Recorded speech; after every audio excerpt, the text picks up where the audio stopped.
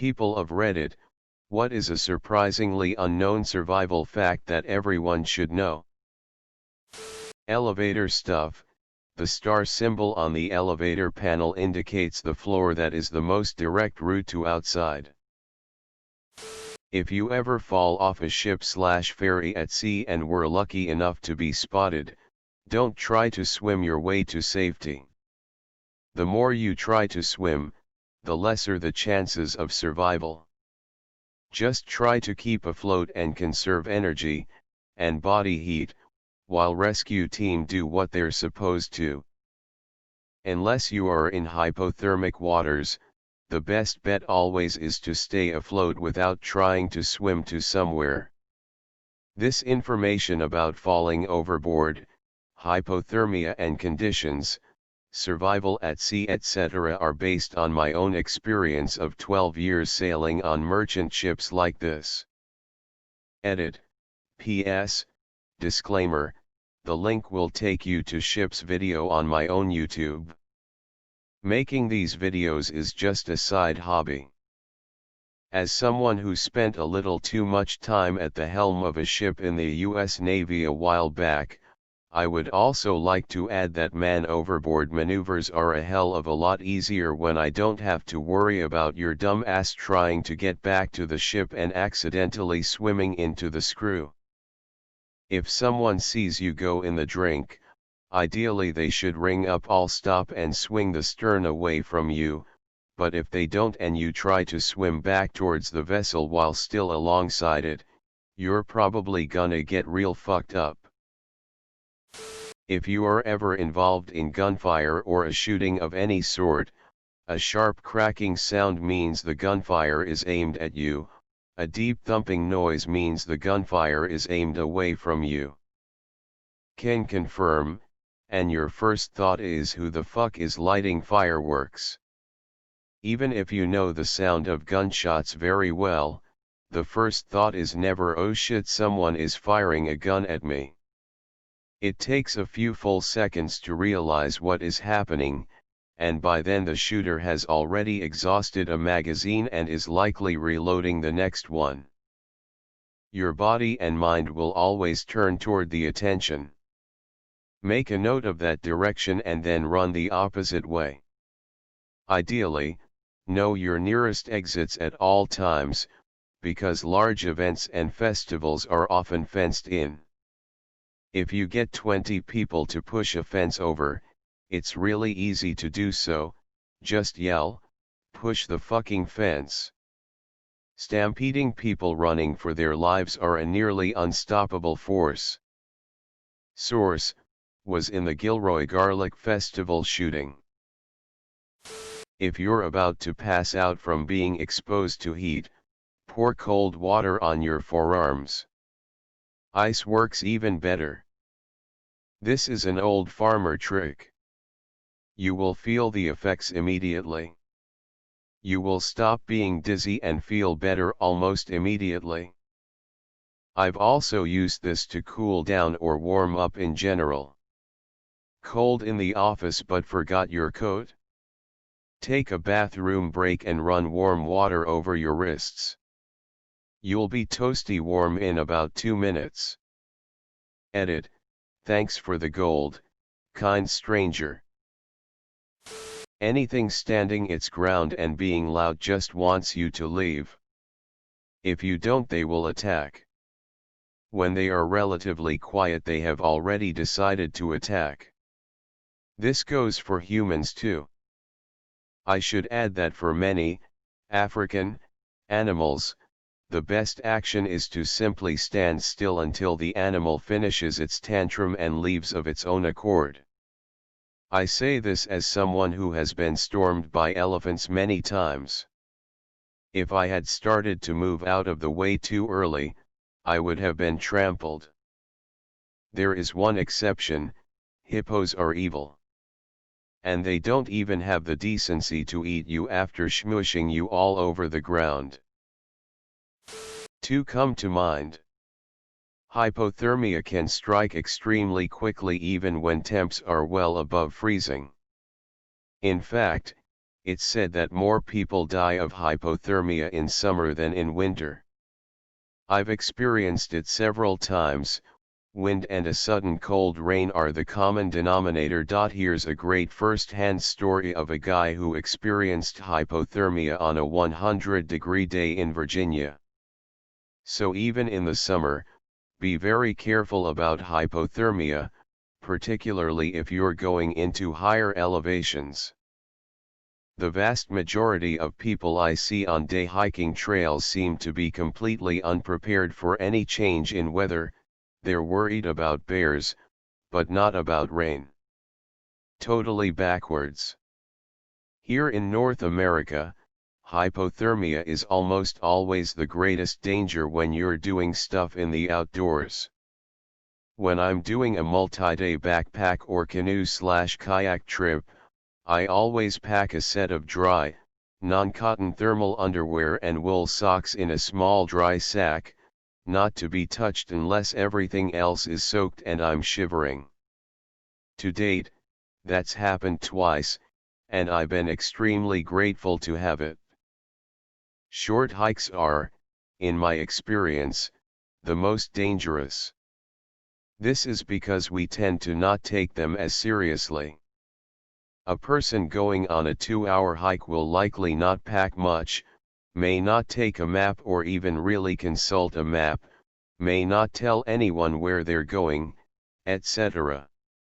They may think that a liter of water and their cell phone is basically all that they need. All it takes for disaster to strike is getting off the trail and getting turned around and slash, or for an ankle or leg to get broken.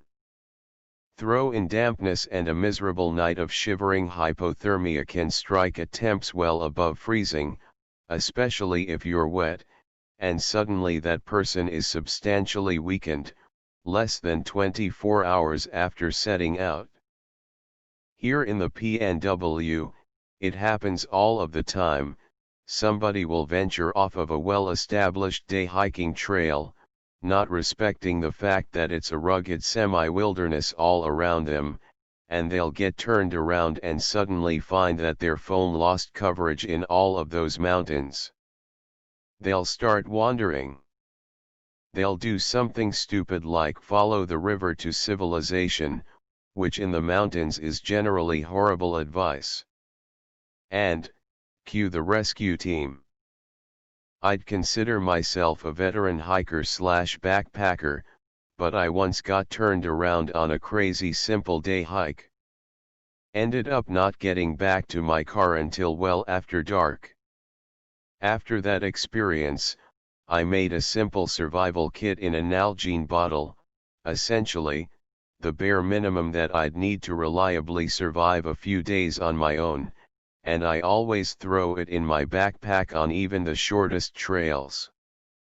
Edit: the emergency bottle has a 2-person Mylar emergency sleeping bag, small locking knife, small multi-tool, small flashlight, compass, flagging tape, which is perhaps the most important thing in the whole kit, polysporin, meds, Tylenol, aspirin, Benadryl, Imodium, iodine drops for water, a couple lighters, a triangle bandage, brown athletic wrap, zip ties for repairing busted connections/securing things, a garbage bag, some beef jerky, some energy gel packs, and right on top I keep one of those chemical hand warmer things in case I'm so cold that I have to warm up my fingers to get them to be able to hold things.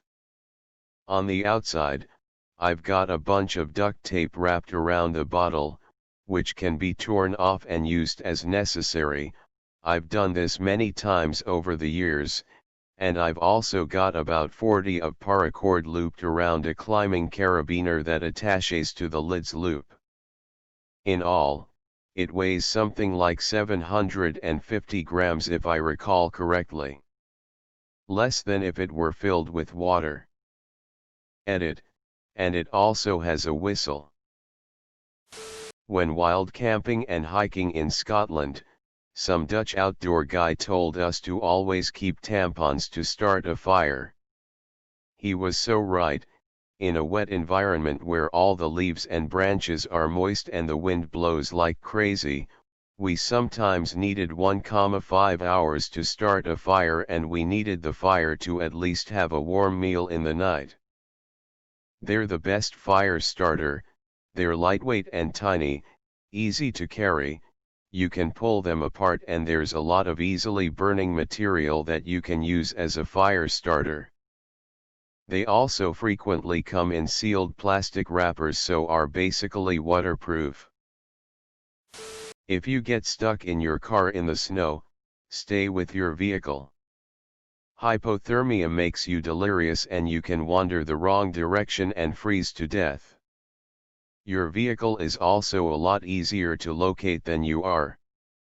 When I was younger and traveled a lot, a friend from Minnesota told me to keep an unopened bottle of water, a blanket, matches, candle and a rope in the car during the winter months.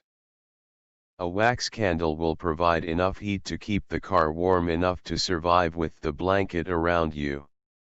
Tie the rope to the car if you get out to relieve yourself, that way you can find your way back by following the rope, if snowing. Water, well, that is obvious. Pack a whistle. There's no chance your voice will hold out yelling at the top of your lungs, and whistles carry long distances. Especially handy if you've injured yourself, and need to rely on others finding you. SOS in Morse code is so 3 short blasts, 3 longer ones, 3 short, pause, and repeat. This is an especially handy and harmless device to give kids that are along for a hike, along with, if you get separated, stop walking and blow the whistle lots, and we'll come to you.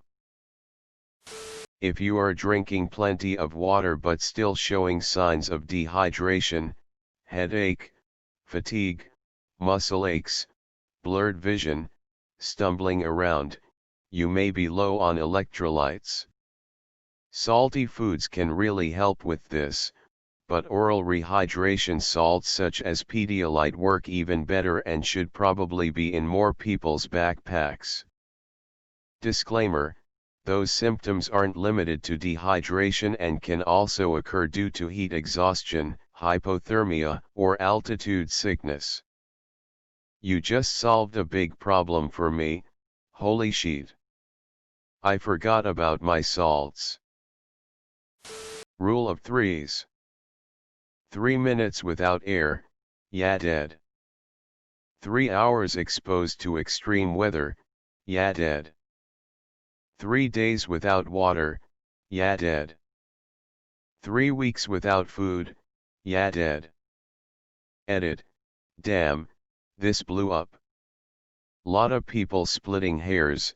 The idea is it's easy to remember and it keeps your priorities in order. Yeah, some people can live longer than 3 days without water or 3 minutes without air, but you're not really thriving and your average person may not make it. It's a memory device. Thanks for the awards, top comment ever.